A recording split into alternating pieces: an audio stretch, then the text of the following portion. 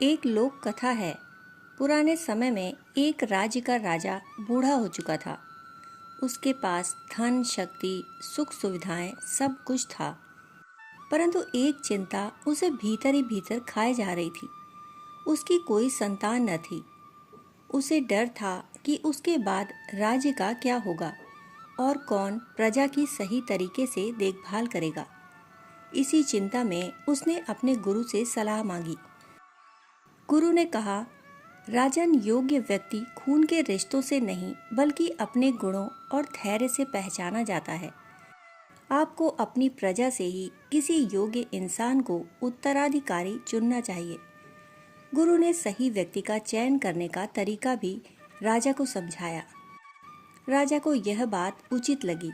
उसने तुरंत मंत्री को आदेश दिया कि पूरे राज्य में घोषणा करवा दी जाए, जो व्यक्ति कल सूर्यास्त से पहले राजमहल पहुंचकर राजा से मिलेगा, उसे राज्य का अगला उत्तराधिकारी बनाया जाएगा। यह समाचार पूरे राज्य में आग की तरह फैल गया। हर कोई राजा बनने का सपना देखने लगा। अगले दिन सुबह से ही हजारों लोग राजमहल की ओर चल पड़े, परंतु महल के बाहर राजा ने एक विशाल मेले का आयोजन करवाया था। उस मेले में हर तरह के आकर्षण मौजूद थे। कहीं स्वादिष्ट पकवानों की खुशबू लोगों को रोक रही थी, तो कहीं नाच गाने का आनंद लोगों को बांध रहा था। कई लोग खेलों में व्यस्त हो गए, तो कुछ शराब और मनोरंजन में खो गए। धीरे धीरे लोग अपने असली उद्देश्य को भूलने लगे। वे वहीं रुककर आनंद लेने लगे और सोचने लगे कि थोड़ी देर बाद महल चले जाएंगे। इसी भीड़ में एक साधारण युवक भी था। उसने मेले को देखा, लोगों की भीड़ देखी, पर उसके मन में सिर्फ एक बात थी, मुझे अपने लक्ष्य तक पहुंचना है। उसने ना तो खाने की ओर ध्यान दिया और ना ही मनोरंजन की ओर।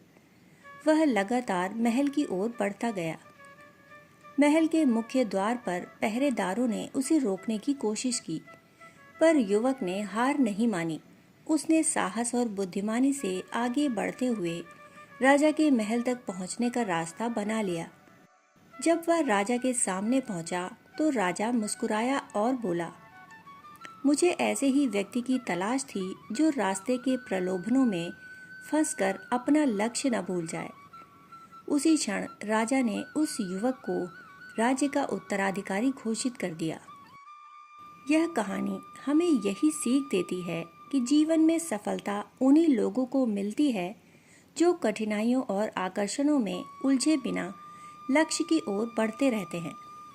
जिस व्यक्ति को यह पता है कि उसे कहाँ पहुँचना है, वही सही दिशा में आगे बढ़ता जाता है।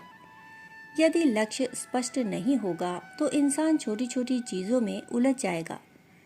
जीवन में कई ऐसे आकर्षण आते हैं जो हमें रास्ते से भटका देते हैं। सफल व्यक्ति वही होता है जो इन प्रलोभनों को पहचान कर खुद को नियंत्रित कर लेता है। केवल प्रेरणा से सफलता नहीं मिलती, बल्कि नियमित मेहनत और अनुशासन से मिलती है।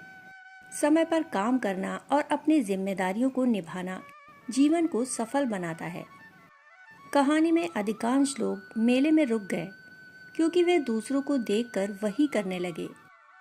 जीवन में भी अक्सर लोग भीड़ का अनुसरण करते हैं।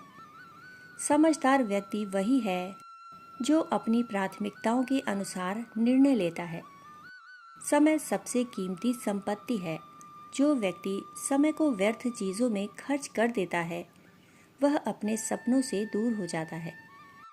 बीता हुआ पल कभी वापस लौट कर नहीं आता, इसलिए जीवन में आने वाले हर पल का सदुपयोग करें। दोस्तों, कहानी सुनने के लिए आप सभी का बहुत बहुत आभार। फिर मिलते हैं एक और नई कहानी के साथ। तब तक के लिए धन्यवाद।